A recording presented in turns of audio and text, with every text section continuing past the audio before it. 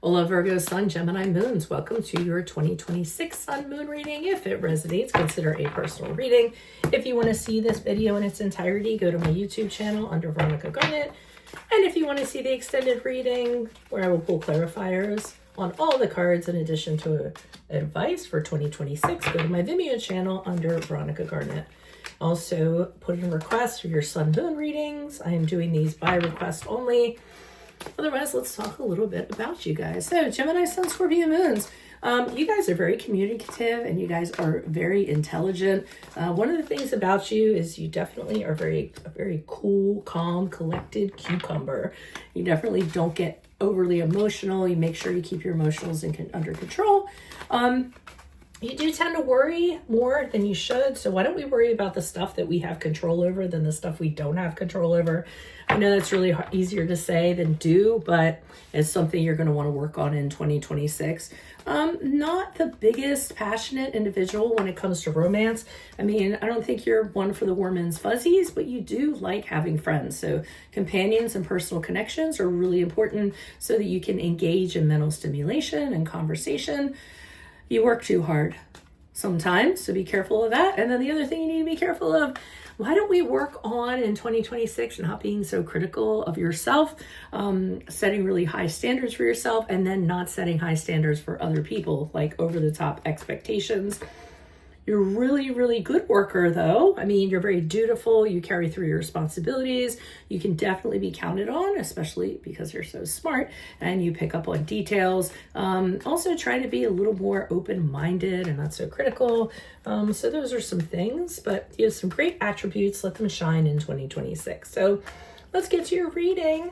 January, February, March, Seven of Pentacles in the upright has you considering something. You're not sure whether you should put your energies into it or invest. You're just kind of hemming and hawing and hesitating. What you're really wondering is, if I put all my efforts into this, is it going to work? Is there going to be something? Is there going to be a payoff? The pot of gold at the end of the rainbow. Typically with Seven Pentacles in the upright, it does indicate that it will be a successful endeavor. So you may want to put your energies in it and go ahead. I think you do, because with the Page of Wands here in the upright for April, May, June, I see you kind of seeing the possibilities of innovation, the possibilities of change, looking forward to the future and things that you can change in the future. So you have a very bright outlook. I think you're actually going to take a chance and make it happen. And you're actually pretty excited about doing it and exploring this idea, this career, or whatever you have going on that you're going to be investing in. Queen of Swords in the upright. I feel you're embodying this energy during the period of July, August, and September. This is kind of like, I always use the MacArthur quote for this. It's like, lead, follow, or get the hell out of my way. So I feel as though, you're making sure, the people that are before you are the people that are with you, and you're making sure to ask them the right questions. You're asking for honesty. You're asking for full transparency.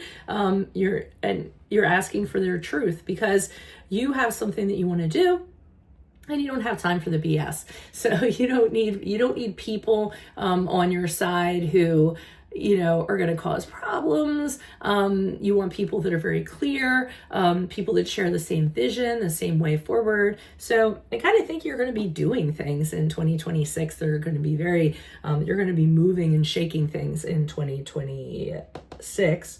And I also think you want to make sure you have the right people and right allies at your side in order to do so.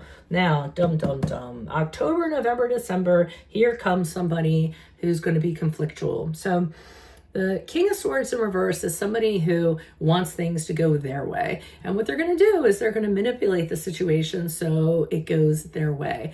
The thing about them is that they use their intelligence. The King of Swords in the upright, very smart mind, but he uses it for ill means. So he's going to use it, or he or she, whoever the energy is, to convince you, to persuade you to do something. They're going to run mind games on you, whatever they can do to be the victor over you. So you want to be very careful of that person, be very alert of that person.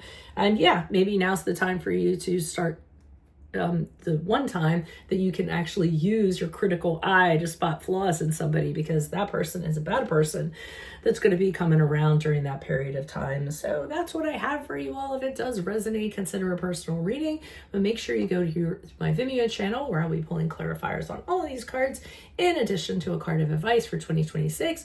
Put your requests in for your sun moon readings. I will put you in queue.